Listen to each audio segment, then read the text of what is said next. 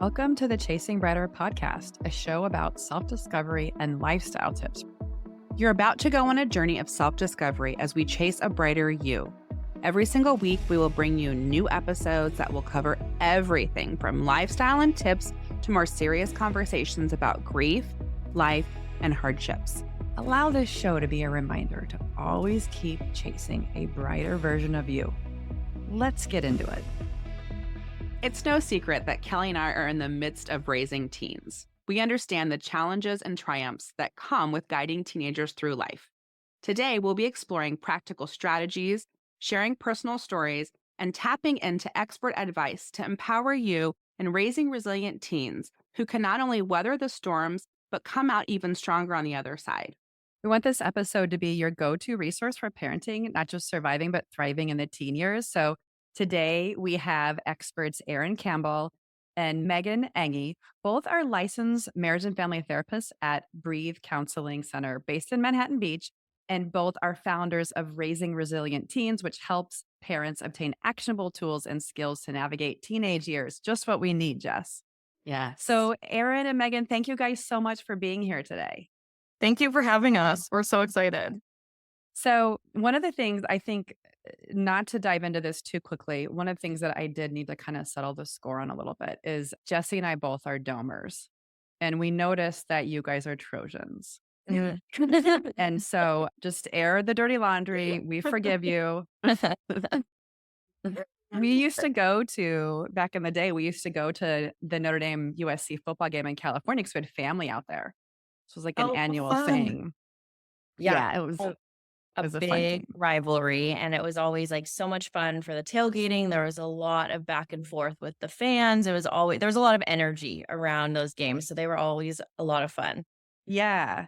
I don't know if they still are. I don't know if the rivalry is, it kind of maybe ebbs and flows, or maybe it still is. I think it is. But I think so. I think there's always just something between those two schools that are, I think it's always there. I haven't been to a game in forever, but I have friends and different people that we know, and I think it's still going strong. And I have to admit, actually, we did USC for grad school, but I went to UW-Madison, so I'm actually a Badger. Which is still, we probably have a rivalry there, but I align myself more with, yes. One of the best college towns. Yes. Oh, it was so fun to go up there. I had a friend who, all of her friends went to Madison, and we would go up there. Oh my gosh, such a blast. That's more fun than Notre Dame. Yeah. Well, football was such a huge part of my life in my 20s, and I could care less about football at this time of my life, like zero interest. But I do have the programming. When someone says USC or Trojan, I do have it's a little bit triggering. Like if my daughter was like, that's my number one school, I might have to process through that for a second to explore what that was about. That's so funny. Jess and I, both of us have boys that are 13, and then Jess has a 16-year-old. So we're right kind of in the beginning of it. So we could use all the expertise we need. I think we realized we are at a point where our kids used to love us more and want to hang out with us. And now we transition to like, leave me alone, don't want to talk about it kind of thing. So with that, just wanted to talk through what advice you guys have. I mean, why do you think parents of teens need support? What you just said, it becomes different, right? Your kids, all of a sudden, they go from wanting to hold your hand and kind of do everything with you and hang out with you on the weekends. And then from parents that we talk to, it sometimes happens in the blink of an eye. That is just overnight. It's different. And I think that change is positive because they're getting ready to eventually leave the house, go off to college, get a job, whatever that might be for them after high school. So all of that is good. But I think parents sometimes struggle with that and struggle with the differences that they start to see in their kids. And they don't know how to always continue and navigate that relationship and keep it strong. There's a lot of different behaviors that arise in the teenage years. So I think it just becomes a whole different world to navigate. What made you guys decide to focus on teens? Yeah, so I think that a lot of our background and kind of Megan's a middle school counselor, and a lot of my training was with teenagers. And I think that teens get a really bad rap, right? It's like when you're approaching the terrible twos or being a three-nager or something like that. Everyone's like, oh, just wait till they're teenagers, right? And it's in this negative light. And I think that teens are definitely challenging at times because it's such a transitional period, but it's also such a fun age and it's fun to see them become these mini adults and their personalities and what they're into. And so I think that we just started seeing a lot of the same issues arise and the same patterns and behaviors. And parents were asking us all the same questions. And so Megan and I, we're just always constantly having different conversations. And so we were like, if our little microcosm is talking about this, I'm sure all teen parents and or preteen parents are having these same conversations. And so I think we wanted it to be not so negative of like this really is a fun time. It is challenging, but it doesn't have to be as hard as sometimes we can make it out to be. What are some of those issues that you were seeing or still see over and over again that parents are seeing and struggling with? One of my main ones that always come to mind is the battle with screens and technology and navigating that whole world. We also see the disconnect of maybe they're into new things or they want to hang out with their friends, and parents are struggling with how do I set boundaries around that, or how do we still do family time versus allow them to be out in the world and what's normal, what's okay type of thing. And Erin, I'm sure you see some similar things or maybe some different things. I think that it's just a tricky time navigating like social relationships. And I think we see the anxiety and kind of mood shifts and a lot of whether it's self-worth, self-esteem, anxiety, but I think also how to connect with your teen, right? What does this look like when they don't want to spend maybe as much time or we're all busy because they're in activities or different things. And so how do we create that intentional family time? And so it really is a lot of structure and boundaries and what's normal teen behavior versus are these things to be worried and concerned about? I think we get that question a lot is like, is this normal or should I be worried about this? And so I think just helping parents navigate what works well for their family and how do we focus on what they value or prioritize things. So I think we were seeing a lot of those conversations and a lot of just, I don't know what to do. And I feel like I'm doing everything wrong or making it worse or we're getting further and further apart. Like in our family, we're all just like our own rooms. And so how do we all come back together a little bit? I think that's a great segue. I actually just had coffee with my gal pals who we were talking about when we spend time with our teens.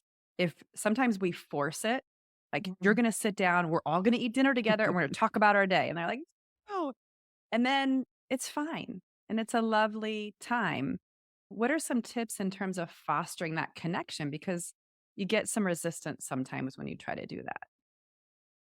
Yeah, I would say expect the resistance, and I would say that's okay. Like you said, like as long as maybe you have that rule that like Sundays are family days or once a week we eat dinner at the table or whatever it is, whatever you're going to enforce. Teenagers naturally, they're going to push the limits. They're going to say no, they don't want to. They're going to say this is stupid. It is almost like a toddler, right? Where you want them to do something and they do the opposite or they scream or cry. But I would say just keep going. Don't just say, okay, yeah, we don't have to do dinner then, or okay, yeah, you can go to your room. Or I would say just keep those things and keep inviting them, keep including them, keep having those family game nights or movie nights. And even if they roll their eyes, like I would say they still enjoy it. They still enjoy it. It's still good for them. It's good for the family. Yeah. And I would just say keep going with it. Yeah. And I think too, outside of like, okay, if we value the Sunday dinner, or we're going to eat dinner every night that we're all home and our schedules line up, or we're going to take this time, it's also how do we connect with them outside of those moments too? Right? So throughout the week, how are we connecting? And I think a lot of it is just like meeting them where they're at, talk about their interests, get involved in like what they're into. And I think sometimes it just feels like, okay, it's going to turn into like a lecture. They're trying to pry or get information out versus, no, let's go and have fun and do something. I think activities are great. I think that when you're doing something, it's a little less like just like we're going to stare at each other and like talk about our days or whatever it is. And so I think it's being creative of trying to figure out and get into their world, because then they're going to feel like, oh, they care about what I'm doing versus like how was school. Cause I think those are two very different kind of paths we can take. And so just getting really interested and wanting to really hear and learn about where they are and being curious about that. I think that makes the dinners or kind of that maybe forced time that's like whatever your family's valuing or creating. I think it makes that, even if there is still resistance, it makes it less of like a chore to them, if that makes sense. Yeah. Yeah. I've got a little one. He's 9. He still loves me. He still loves me, guys. He runs in the house and hugs me and loves me. Anyway, so my oldest daughter, I drive her for sports, and then my husband coaches my 13-year-old. So he's always with him. And so that's something I'm really feeling right now as he just turned 13. I'm with my daughter all the time because we have an hour drive to her practice 2 to 3 times a week. And so we're stuck in a car. And so we have great rapport. I mean, she will be 16. I feel like she's on the other side of that. I feel like my 13-year-old's just starting with the pushing and hormones and all the things he's going through. And so I love those ideas because I'm not in the car with him as much, and he's with his dad a lot, and I see him really aligning with his dad recently. And so it's like, okay, what are some opportunities? And I was watching a reel, and I saw that he plays video games. And I was watching a reel of a mom just going and sitting in the room they're playing and asking questions. And so I think that's going to be on my to-do list of showing interest where there has not been any, and trying to understand the various games he's playing. Yeah, I think that's so valuable. I just did this with a client because she is very into gaming, and she's a seventh grader, and it's a world I know nothing about of the internet gaming. Like I have no idea what she's talking about half the time, but I really was like, I want to sit with her and just hear. And I think that's something that the parents weren't doing. So I wanted to kind of see how that went for me, and then be able to help the parents as well with some of the questions. And it was like hearing a foreign language, like of all the things that she was talking about. But I just sat with it and asked questions. And then I was able to, like I said, coach the parents to do the same, because I think it did. I think it solidified our relationship in a therapist world with the client. But I think that parents, it's so important to do that because they're that's what they like and that's what they enjoy. And I think if you're a mom or dad and coming in, and instead of just saying, okay, the game time is over, or you have to come out of your room and eat dinner, like really just sit there with them and find out what they like about it, why they like it, what is fun to them about this thing that they're doing. And I think that it just builds connection, and it goes a really long way with them. I love that. I need to do that more. I go back and forth because they just get so all consuming. Again, Pac-Man, Mario Brothers, we had 3 lives.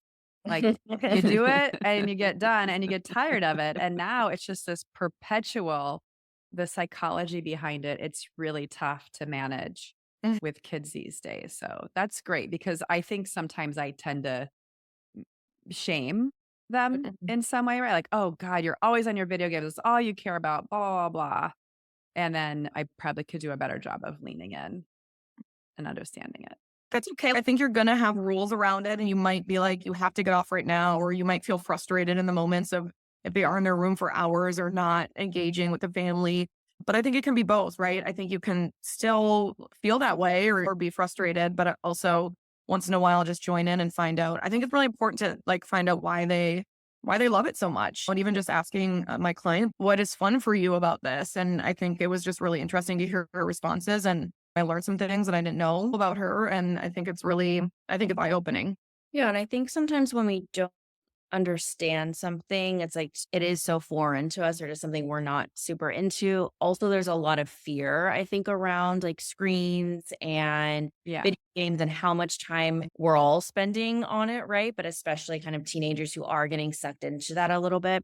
I think it's how do we balance some of our fear and some anxiety around it while also this is important for them. This is their time to disconnect. Just like we might watch trashy TV or just like do something, right? This might be their time to connect or connect with friends if they're playing, with friends. And so I think as long as you have, the structure around it and those like boundaries and rules, I think it allows a little bit more of like, okay, let me be curious about this. I still might not love it or understand it or agree with maybe how much time it is. And I think curiosity allows for just that understanding and meeting them where they're at. And that's really what teens want. They want to know, like, oh, my parents are interested in this. They're asking questions about my life and they're engaging. And teens like to talk about themselves.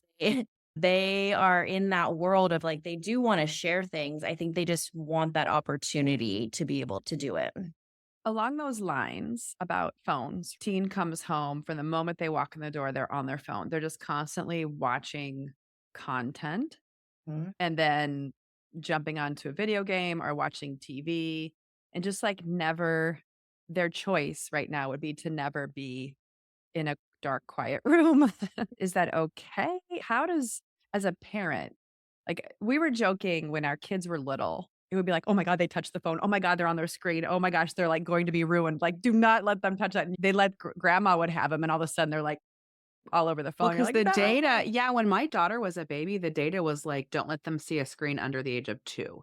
I Mhm. remember when she like turned to look at the television, I thought her brain was ruined. I know I'm exaggerating, right? But like it was the data was like no screens ever, right?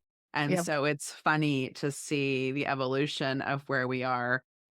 My youngest is a different generation than my oldest, Mhm. and so totally different rules and stuff. But yeah, just kind of following up with Kelly's question. Yeah, we just actually were meeting with some of our therapist friends too, and we had this conversation. And one of the moms was saying that at her son's soccer games, you can tell there's like the groups that are all surrounded by a screen and looking down and watching whatever. And then there's maybe the few of them that have more rules or that aren't allowed to have that phone or that screen. And they're running around, they're playing, or they might be joining the group and watching the screen, but they're balancing both. All the teens that I've worked with, and I'm sure Erin would agree, they will tell you that they are on their phones too much. They will say, or they'll even say, they're like, I know I waste time, or my mom took my phone for a week. It sucked, but it was also okay. I think they get to that place and they'll be the first to tell you that they'll say they're addicted or they'll use that language. And so I think as a parent, I think especially with the early teens, it's easier with like the earlier teens than as they get older. But managing like try instead of thinking about the time that they're on their phones, I like to always think about the time that they're off. So maybe that is implementing like no screen dinners but it's also modeling too as parents because I Mhm. find myself on my phone or we are checking things or constantly texting or looking up things on our phone. So I think it's also as a family to just create that system of we're all going to put our phones away, or these are the times where we're not on our phones, or we're going to go outside and do X, Y, and Z instead of being in front of a screen for a little bit and just taking those natural breaks. Yeah, and I think it depends too with every family, right? Because I see the spectrum in my practice. There are the ones who, yes, they have a really hard time putting that phone down, and it might be getting in the way of their schoolwork or connecting with the family or whatever it may be. And those kids, they might need a little bit more structure where you get to be on it for 30 minutes after school while you have a snack, but then it's going to go away until you're done with homework. And then maybe you get a little bit of time, but we're going to then turn it off at a certain time.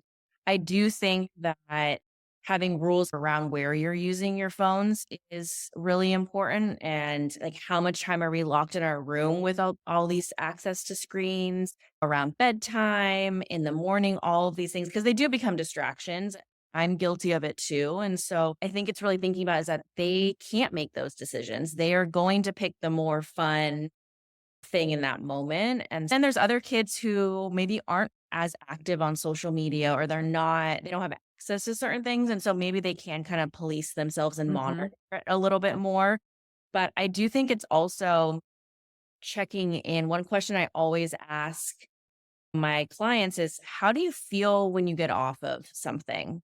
And do you feel positive when you get off of social media? Do you feel negative? Do you feel like, oh, I want to go back and look more? Because I think it tells a lot when you're feeling like, how are we interacting with this tool? And a lot of times it will be, I feel worse because I've just spent an hour comparing myself or looking at this filtered life or whatever it is. And so I think if you can have that kind of ongoing dialogue while also saying, like, this is how I feel sometimes when I use it. And this is what comes up for me. And at least sometimes they might roll their eyes or be like, okay, yeah. But they're at least hearing this ongoing conversation around it versus all screens are bad all the time, because then they're just going to shut off to that. And so I think if it can just be more of like the conversation that's throughout the day and throughout the week, it makes it a little bit more approachable. Mhm. I would also say, I think if you can, like, because it is, the screens they're here, right? They're not going anywhere. It's part of their life, and really, it is a different world. It's part of their social life. I have a lot of parents talk to me about that. It's like we want to take the phone away, or they're in trouble, so we took everything away. But now we also want them to be social, and like they have no access to their friends now. So it's that balance too. It's like navigating this new age of like that's how they connect with their peers. One thing, because I've worked in a middle school for 10 years and just seeing that kind of population of 11, 12, 13, I will say the advice I usually give parents of that, like the younger teens coming into the teenage years, is really, if you can slowly give them access, I always find that's usually the best. And again, everyone is a little bit different, but I know parents now sometimes they're starting out with maybe just like an Apple Watch. And then eventually, maybe when they're older, they get the iPhone, or they start out with a phone that doesn't have any apps, or they get the phone but no social media until they turn a certain age. And I think like scaffolding it and giving them things like slowly at a time, as their brain develops, because there's been a ton of research on that too, of just what teens can handle, and especially preteens and preteen girls too, with like all the social media things. I think we're going to be seeing a lot of different effects of that as the years go on. So that's kind of my big advice to parents, is like, if you can kind of slowly introduce it and make sure that they can handle it, make sure they know the responsibility of having certain things, I think that that's always really positive. And we do have the ability to control a lot of those things. I go back and forth with my 13-year-old on limiting the time, being really strict with the time, and then he gets frustrated and asks for more. And we have a talk about his ability to monitor and regulate. And so I'll say, I'm seeing that you're not regulating your time there. And so when you can show you can regulate it, then we'll restructure it. So I go back and forth from like 5 minutes, 30 minutes, an hour, no time. So that is nice. There are apps and parental controls and things like that that we can play with to see. I mean, I had a friend and they noticed a huge difference, and her daughter agreed with anxiety and starting to feel depressed with TikTok. And they both talked about it and agreed, and they took TikTok off her phone. And she was like, you're right, I don't feel good. This is messing me up. So I also think it's those monitoring, watching, and having conversations with your why. Yeah, absolutely. And I think just knowing as a parent that when you do allow that, or they have those apps, like they have access to they have access to a lot of things. Then what I've seen too is just the difference in things that they like to do or know, or like the TikTok videos that they are watching. And they're like, these 10-year-olds are watching these certain videos. And I don't know if it matches. Like, I don't know if it's necessarily age appropriate, or like you said, it causes like you start to see it cause like stress, anxiety, depression, a lot of comparisons. And I think just knowing too that their little brains are still like 10-year-old brains, what should they be watching, or what should they be having access to? And I think that's just a really important question. And it comes back to values. What do you value as a family, and what kind of things do you want to align yourself with as a family, and then implementing those rules or boundaries. My concerns recently are the filters. And so I've been talking with my daughter, and really, she consumes content for crafting and recipes. And we talk about what she's watching. But recently, creators that I follow that are very empowering female content, the creators are using filters. And so I was having a talk with her about it. I've had some people really that I'm following show how you can change your body shape. So my daughter was showing me, she was wanting to show me this girl, and she said, oh, she was showing me that she was canceled and why she was canceled. But she said, oh, she's so beautiful. And the body that she was showing me was not a real body. And so I was showing her, look at these apps, these people I'm following, look, they're side by side. And I was like, you never know how they really look. And so I worry about the impressions of beauty standards that it's putting on her brain. And like we're saying, yeah, okay, you can take the phone away and take everything away. Okay. But I'm trying to, for her, just have the conversations and say, let's Mhm. look, with AI and stuff that's coming out, we don't know what we're really seeing. So let's just be real there on those beauty standards that are being put out there. Yeah, those are amazing. I'm glad you're having those conversations. I think that's really powerful. Yeah, and keep going with those because it's going to be different phases of life too. She's going to have different thoughts and things that come up and things that she sees. And I think that's yeah, those conversations are really helpful. It's a very impulsive time, wanting to do this, wanting to do that, and really not stopping to kind of think. How do we, like, I notice sometimes when that he'll be gaming and then he's getting really upset and he's yelling and he's frustrated. And it's like, are you really having fun? Yeah, this is fun. This is fun. How would I be able to communicate that with him to think through how he can learn to kind of like that mind body connection to be able to regulate? Yeah. Is that possible? I think it's possible. I think it's a slow process. And I think it's one that as he gets older, he'll get better and better at that. But I think definitely some of the framework and just checking in around that can start now. I think best bet is definitely do it out of the moment, right? And Okay.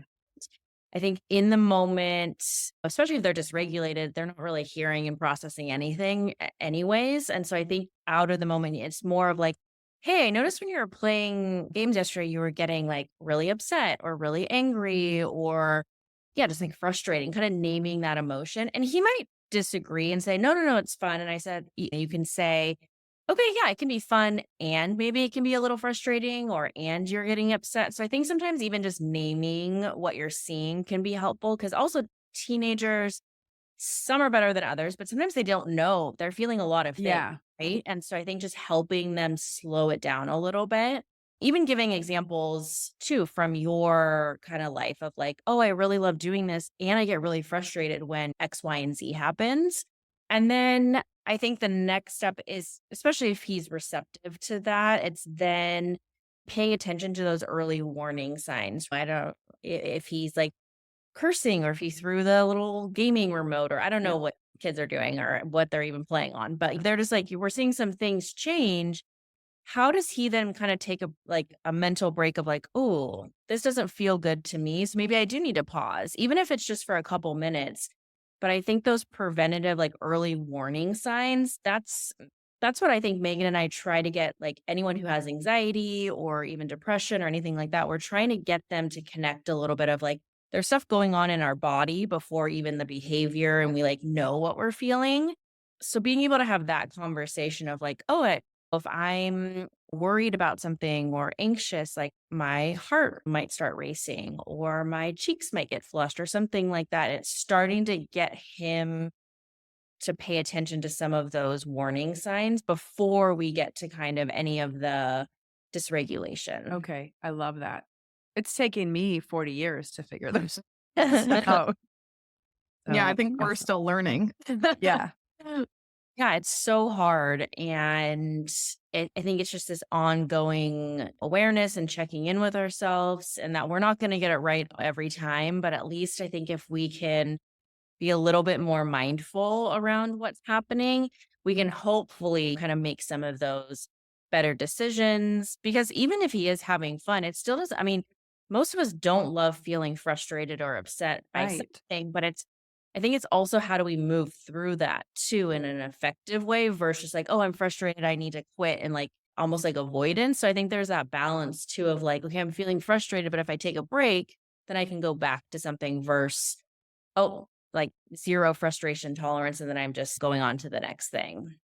I think some kids might be also scared that if they show like that in this example with the gaming, like if they show frustration or anger, if they throw the controller, or if they scream or swear or whatever, like mom or dad are going to be like, okay, that's it, enough, like enough gaming, Yes. or you're like, we're done. And I think you might have to do that, but I also think letting them know, okay, we don't necessarily need to take anything away, but it's more about like, how are you feeling in this moment? Do you need like Erin said, do you need a 5-minute break, a 10-minute break? Do we just need to pause and come back to it? And it doesn't maybe necessarily, and it's okay that you're feeling frustrated, but if that's part of the game, let's acknowledge that. And we don't need to hide it either. When we can just be open about what that's making us feel like so that we all, are on the same page or that we're not covering it up, I guess. And when we look at shifting to a little bit older teens, Yeah. what I'm finding our peers really struggling with is giving their children autonomy, right? And I don't know why right now I have so much empathy toward that. Kelly and I are from rural Kansas, so we were driving at 14. And so I had autonomy. I did whatever the heck. I mean, we had expectations and we had to all these things our parents expect us to do, but like I drove myself to and from school and drove myself to see my friends and did whatever the heck I wanted. And being in the suburbs, I'm aware of that frustration of my daughter wanting to make plans and do things, not having a way to get there. Even though I'm really tired and don't want to drive anybody anywhere. I'm trying to respect, like, wow, she's trying to be her own person and she wants to go do all of these things. But I find, again, a lot of my friends struggling with thinking it's a bad thing that their kids want to go and do things and are trying to make plans and like they're ungrateful or why are they making plans or don't they know I need to drive? And there's that headbutting there. It's so interesting. I will say, like, you just said something that activated something in me that I hear so much of, oh, my teen is so ungrateful, or don't they know how much I do for them, or all these things. It's not your job, your teenager's job to think about all those things. They are thinking about just themselves. It's like developmentally the time where they should be the most selfish and like self-absorbed. And so I think just normalizing that, they're just thinking about how much fun they're going to have when they get to the person's house or what activity is coming next. And so I think sometimes it's how do we not personalize everything that's Mm. coming towards us and that we're receiving from our teenager. And of course, that's a tricky thing to do because it doesn't feel good sometimes when we feel like they're not appreciating or they're not seeing these things or like, I am exhausted and I don't want to do those things.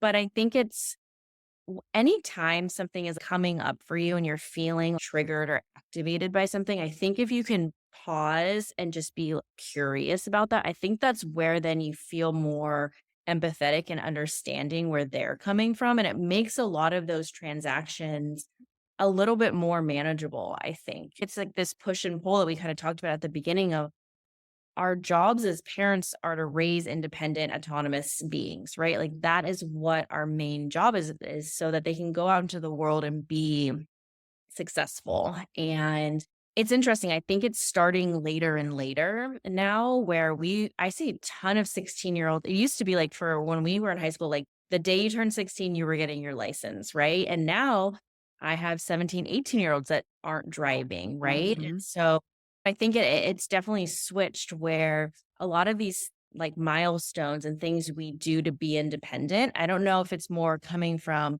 family or just like I don't know what's going on in the world, but a lot more just anxiety around that of and fear around it's almost like that failure to launch. It's just so interesting of what is causing and contributing to that. I love that. The of a parent tapping into themselves and saying, "Hey, this is bothering me." Taking a second to kind of say, "What the heck's that about?"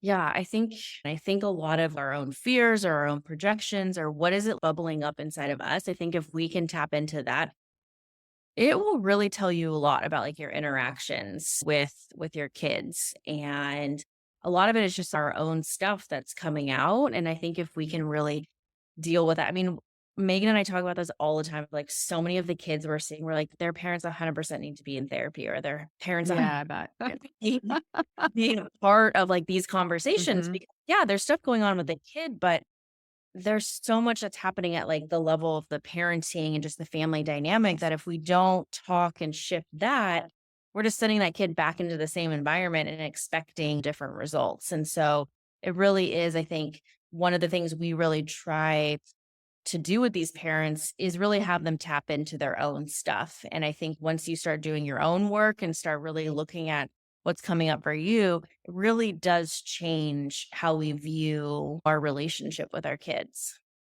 What about just pressures that teens have right now? I was just talking to a friend whose daughter is going to be a senior next year in high school. And she was talking about her daughter has a high GPA, but like it wasn't enough. It kind of wasn't as amazing as they thought it was because it's so competitive and so crazy. What are you hearing from teens about like academic pressures or performance pressures? because everything seems competitive now. And I think, and I guess I always wonder too, because I grew up in the Midwest and now I'm in Southern California, and it just in Southern California, and maybe it's like this everywhere, but it feels very fast paced, and it feels very like a lot of competitiveness, whether that's school, sports. Like so Mhm. many kids are in club sports at like 10 years old, and it just feels like it starts at a young age and it just continues through high school.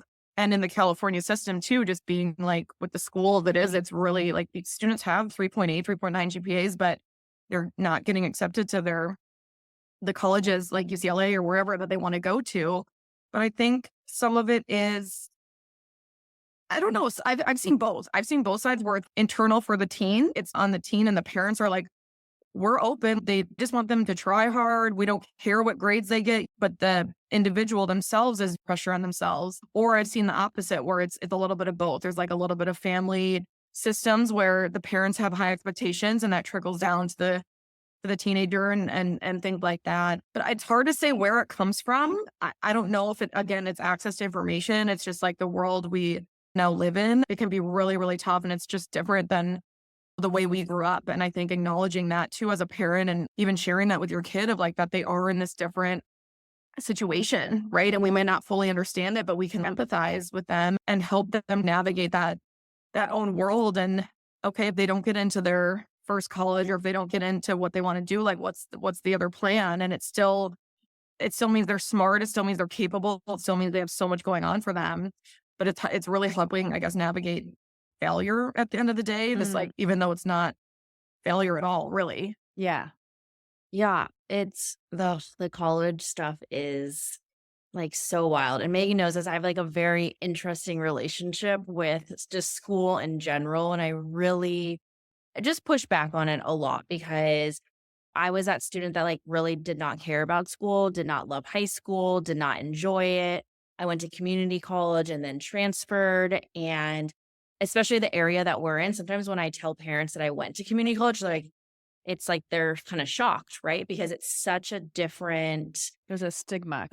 a stigma. And in the area that we live in, it's a pretty affluent area. And it's so competitive. And a lot of it, I think, is within the schools themselves. I think with like in the institution of it, of like just really high expectations. And like Megan said, I think some of it's parental pressure, some of it's this internal pressure. But I think one of the things I see a lot, and I think this is where parents can help navigate this, is having your self-worth or identity not be attached to outcomes, right? And not being attached to, yeah, whether it's the grades you're getting or the class that you're in, because it becomes so much of like your self-worth. And then when you don't get into that school, or you don't get an A plus on something, these kids that I'm saying, it's like earth shattering, right? And yes, we know like with teenagers, everything is very big because it's their whole world. But I think that's a really dangerous thing to do, is to really attach self-worth and these external things to self-worth and who you are as a person. And so really working with just the effort that's being put into it versus these outcome-based things. I think that's a conversation I have a lot with parents of just how to navigate that, because you can do all the right things and check all the boxes. And this is what we saw like over the last couple years with all of our seniors. Like on paper, it's like all perfect, right?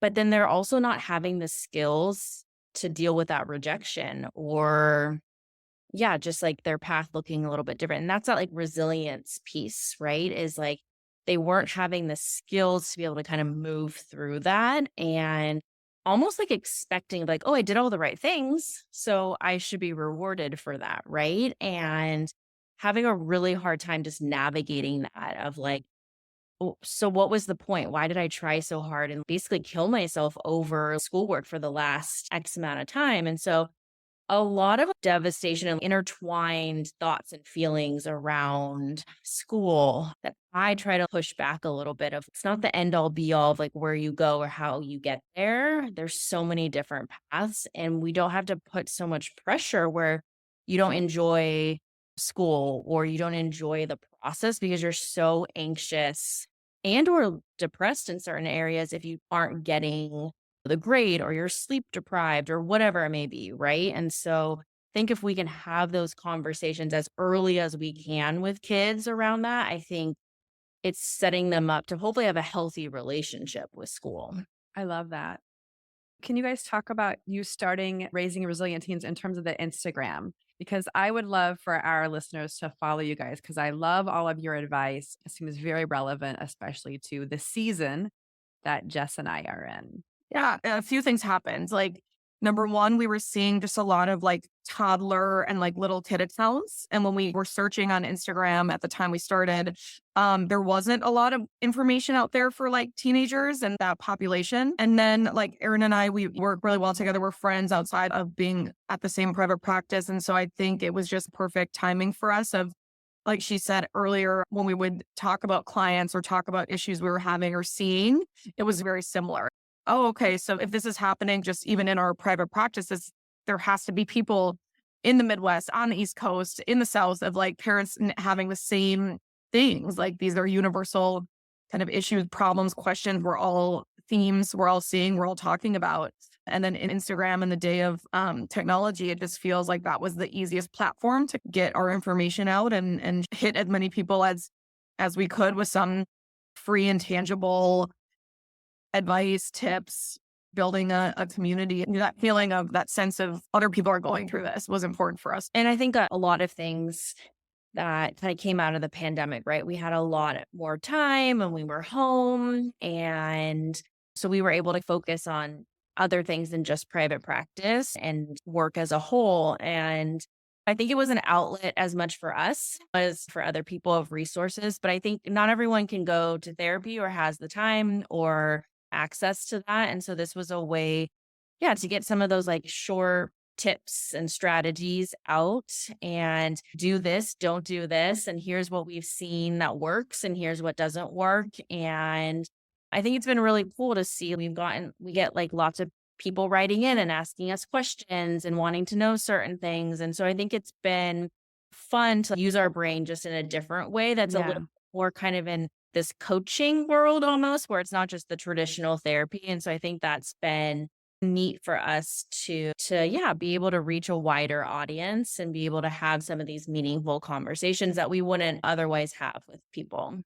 Yeah. I love it. And I feel like I have a goldfish memory sometimes with parenting tips. So I could just read through all of your posts like once a month, just every single one or something to be like, oh yeah, I need to do that. Oh yeah, I need to do that. It's really valuable. Just in closing, what other tips or resources would you have for parents raising teens? Books, podcasts, blogs? What other resources have you found to be insightful, if any? Yeah.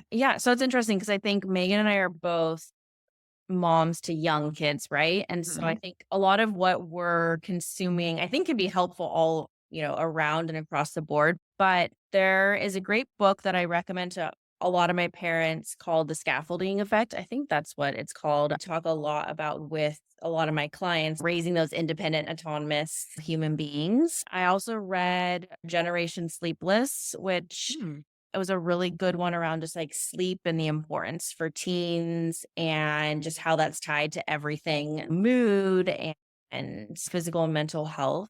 Raising Good Humans podcast, Dr. Eliza, she's fantastic. She has a new book also, The 5 Principles of Parenting. And that's a really awesome one for all age kids, but I think she does focus a little bit more on that relationship with the older teen. So those are, I would say, are some good starting places for people with preteens and teens. Awesome. Well, thank you, ladies, so much for joining us. This was really an awesome conversation. Yes, thank you for having us. It was really fun. We love to talk about this stuff. We could probably talk for hours. Thanks for listening today. Don't forget to subscribe so you can hear our latest episodes as soon as they drop. If you love today's episode, please share with another mom.